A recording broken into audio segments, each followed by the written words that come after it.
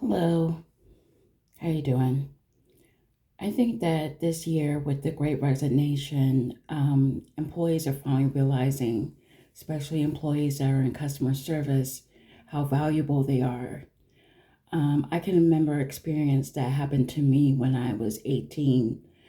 I was working two jobs, and one of my jobs were um, at at Ace Hardware, and the business was really slow before I got there. When I got there, I started changing and rearranging stock, and I made sure that I've learned many things to help sales. And so I really helped the store turn itself around.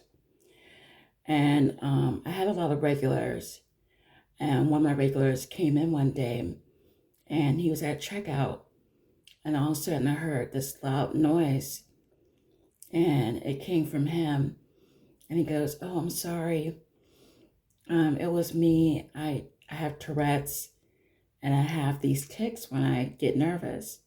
So I was 18, I was young, I was ignorant. I really didn't know what Tourette's was. So he was explaining to me what Tourette's syndrome was. And I really respected him for him educating me about it. And I thanked him, and then I just sent him on his way. And a couple weeks later, he always came in like on Tuesday. And a couple weeks later, on a Tuesday, he came into the store, and I think his tics were just worse that day than normal. Plus, I had an incredibly long line. I was the only cashier, and people wanted to wait. They didn't care at that time. They just wanted to wait because they knew I was going to give them great customer service. And so he was in line, and of course, the tick started, and a customer behind him started imitating him and stuttering and making jokes, just cracking jokes, calling him a loser, a lazy person, just really being degrading. And the person that was my regular, his tics start getting worse, and there was a couple people that were laughing, and but the main guy that was making fun of him, he was really cracking the jokes. So I'm the cashier. All of a sudden, I can hear the situation, and I stopped what I was doing. I stopped processing the transaction. I said, "Can you excuse me for a moment?" And I walked out of the register, and I went up to the man that was making fun of the gentleman with Tourette's, and I said, "You are acting so childish, and you're so rude. I don't want to wait on you. So if you come up to my register, I am not going to wait on you. You need to find another person to wait on you, because what you're doing is totally disrespectful and rude, and I won't have you doing that to one of my regulars. I won't have you doing it." So this guy's mouth just fell open, and people that were snickering stopped. And I turned around to the other people. I said, "Does anyone else find this funny? Because I cannot wait on you too. Who else found this funny?"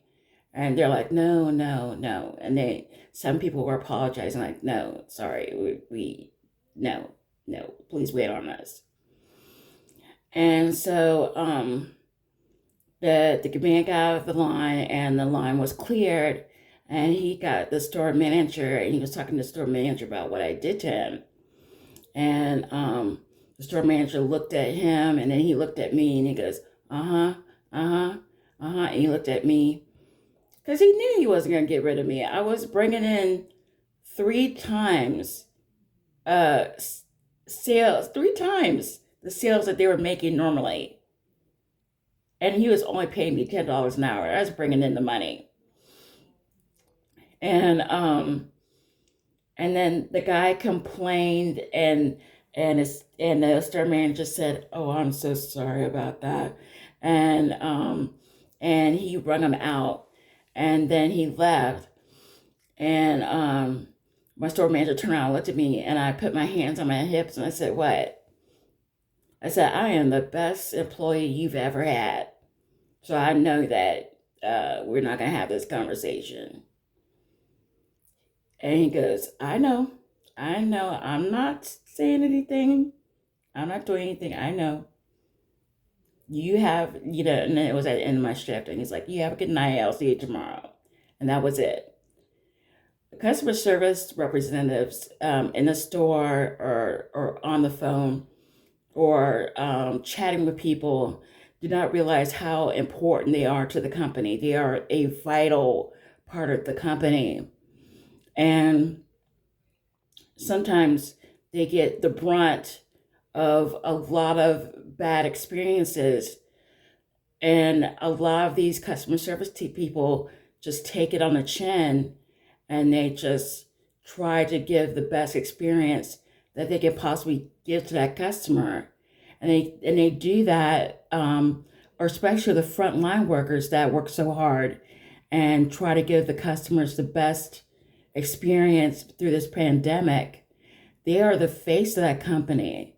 And a lot of CEOs need to thank these people on a regular basis because they set the tone for that store. They set the tone for that environment.